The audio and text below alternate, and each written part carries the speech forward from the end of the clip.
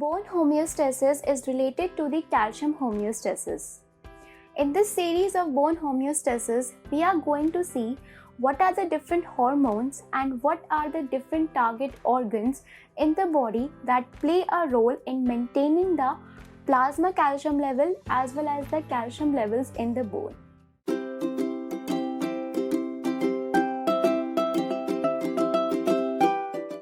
Everyone, welcome back to HM Learnings. I am Harshita, the creator of HM Learnings, where students come to clear their concept and to get the study material. Make sure that you have subscribed my channel. You can also follow HM Learnings on Facebook, Instagram and Twitter. We have started uploading all our content on website known as SlideShare. You can easily download our slides and clip our slides on that website. I will also share the link of this video slides in the description box. So you need to just click on that link and you will be on the SlideShare. So with this we start our today's video. In today's video we will talk about the vitamin D, which is the one hormone involved in the bone homeostasis. There are three hormones, vitamin D, parathyroid hormone and the calcitonin hormone, which are involved in the bone homeostasis or the calcium homeostasis. So this is a series of bone homeostasis in which we first talking about the vitamin D. In the upcoming video, we will talk about the parathyroid hormone and the calcitonin hormone. And then the last, we will integrate all these hormones and will know that how these hormones will play a role in the calcium homeostasis. So vitamin D is what? We all know it is a vitamin as well as it is a hormone. It is a fat-soluble vitamin. It has two forms, vitamin D3 and vitamin D2. Vitamin D3 is obtained from the animal sources and from the skin, whereas vitamin D2 is obtained from the plant sources. Now, important point to remember here is that neither a vitamin D3 nor a vitamin D2 is an active form of vitamin D in the body. Our body will synthesize the active form of vitamin D from these vitamins, from this vitamin D3 and vitamin D2. And we are just going to see that formation of an active form of vitamin D in an upcoming slide. So we know that vitamin D is a fat-soluble vitamin. So definitely its absorption will depend upon the solubilization by the bile salts in the intestine. So vitamin D is fat soluble, so it needs some carrier in the blood to get transported, and that is what done by the chylomicrons or by the vitamin D binding protein, for example globulin. The vitamin D is stored in the body fat, and whenever there is decreased serum level of 25-hydroxy vitamin D3, the body fat will release the vitamin D in the serum levels and it will be available for the hydroxylation. So therefore there will be a time, several years will be taken up for the development of the vitamin D deficiency, because already the vitamin D is stored in our body. So if the person is not taking vitamin D for a very longer time, or he is not getting the adequate exposure to the sunlight, or there is some problem in the endogenous synthesis of the vitamin D, after some time, I would say after a long time, there will be a development of vitamin D deficiency. Okay, so now we will talk about the synthesis of active form of vitamin D. So in the skin or from the diet, we get 7-dehydrocholesterol. Now on the exposure to the sunlight, this 7-dehydrocholesterol gets converted into the pre-vitamin D3. This pre-vitamin D3 gets converted into the vitamin D3, which is also called as a cholecalciferol. Now remember that this is not the active form of vitamin D. Now this vitamin D3 will go to the liver and there will be hydroxylation of this form at the 25 carbon of the vitamin D3 to form 25-hydroxycholecalciferol, also called as the 25-hydroxycalcidiol. Now this 25-hydroxycholecalciferol will undergo hydroxylation in the kidney by the renal 1-hydroxylase to form the 1,25-dihydroxycholecalciferol, and there is another hydroxylation by the another enzyme which adds the hydroxyl group at the 24th carbon to form 24,25 dihydroxycholecalciferol. Now 1,25-dihydroxycholecalciferol is the active form of vitamin which exerts all the physiological actions. But now what does this 24,25 dihydroxycholecalciferol? It is the inactive form of the vitamin D, and it is formed when there is adequate formation of the 125 dihydroxycholecalciferol. Okay, so how does the regulation taking place in order to regulate the levels of the active form of vitamin D in the blood? Okay, so it is being regulated like here. What is being happening? The 125 dihydroxycholecalciferol, when it is formed, it will actually inhibit the 1-hydroxylase to inhibit the further synthesis of it. On the other hand, when there is sufficient levels of this active form, it will cause the activation of 24-hydroxylase to form the inactive forms of the vitamin D. So this is how the regulation is taking place.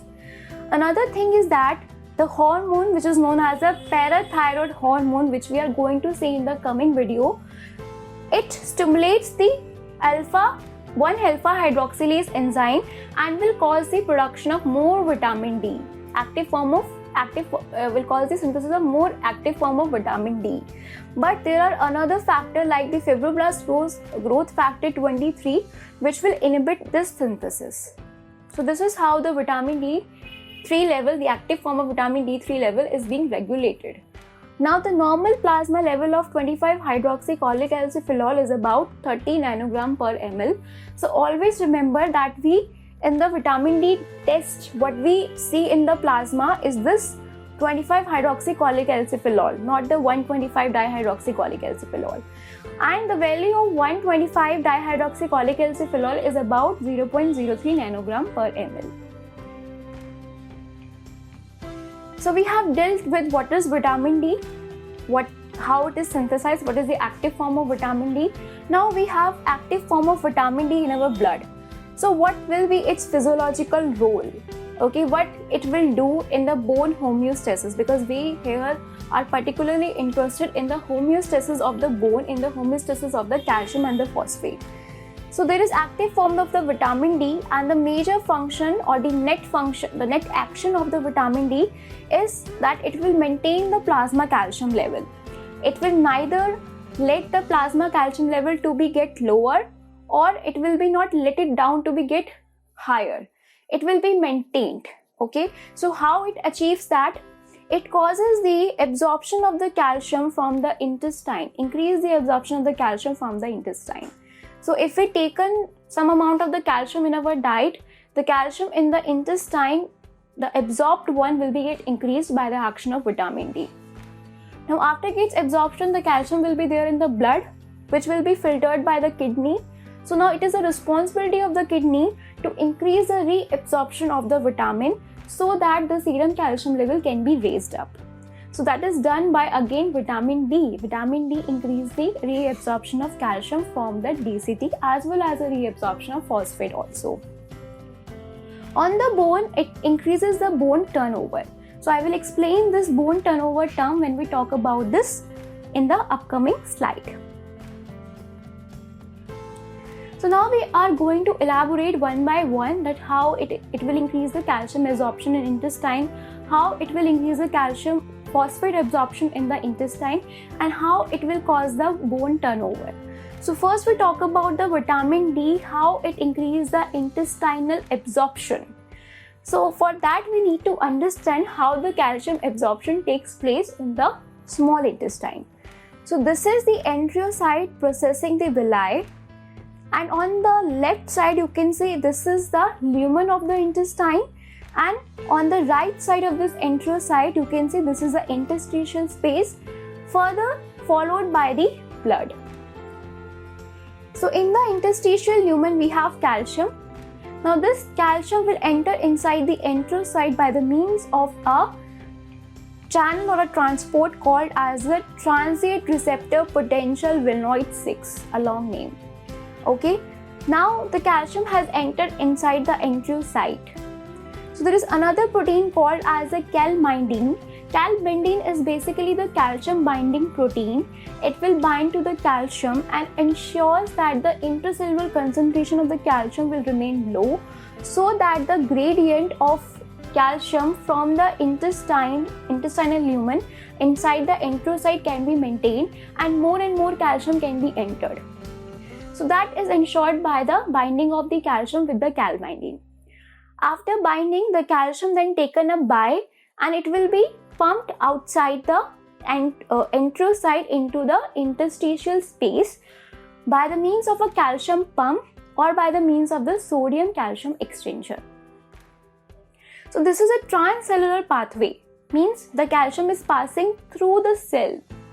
There is another pathway, paracellular pathway, which is just passing parallelly, or you can say adjacent in between the cells, which is not dependent on the vitamin D, which is not regulated by the vitamin D.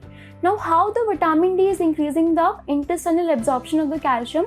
It basically increases the synthesis, it basically increases the number of all the proteins which are involved in the calcium absorption done by the transcellular pathway.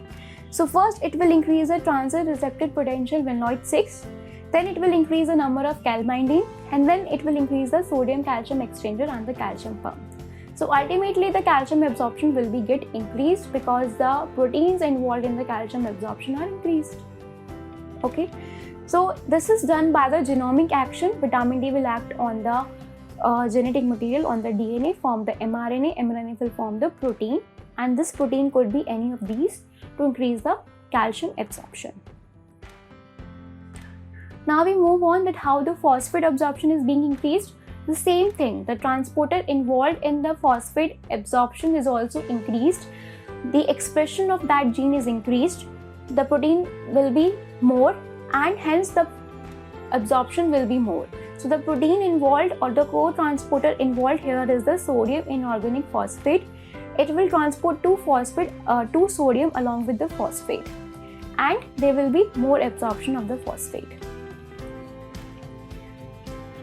So vitamin D on the intestine will increase the calcium as well as the phosphate absorption, and the same thing will happen on the kidney by the same process. In the kidney also it will increase all the synthesis of the proteins which are involved in the calcium reabsorption and the phosphate reabsorption.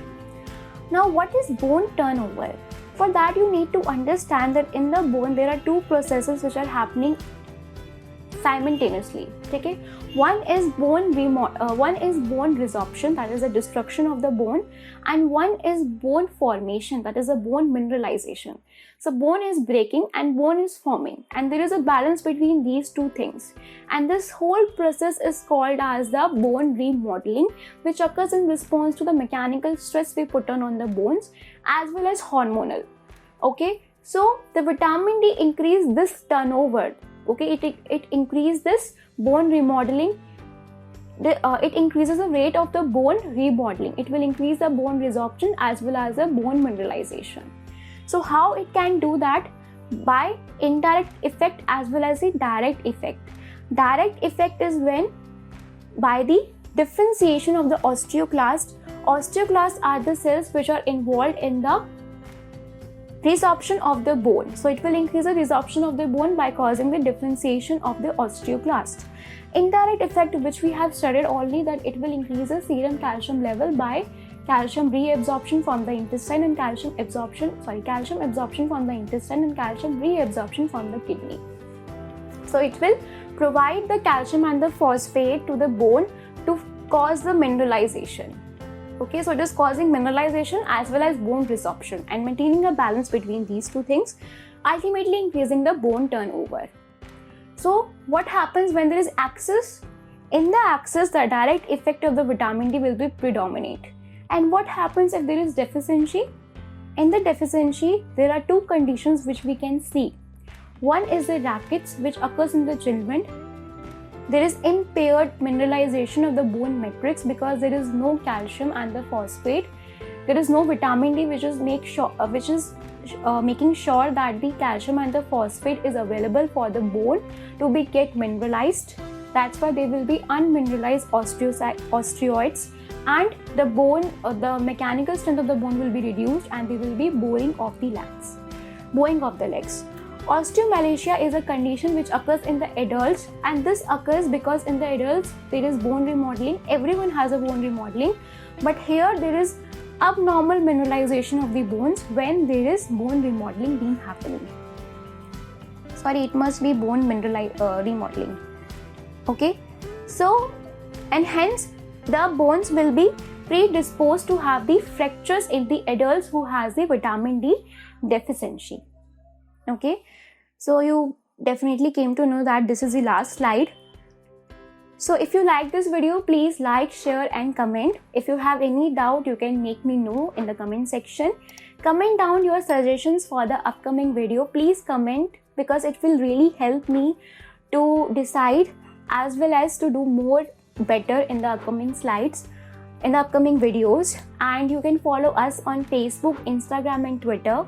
Our contents are available on the SlideShare. You just need to go on the SlideShare and type HM Learnings. All the uploads will be there, or we will always share the link of the SlideShare of every video in the description box. So you can go on the SlideShare through that link also.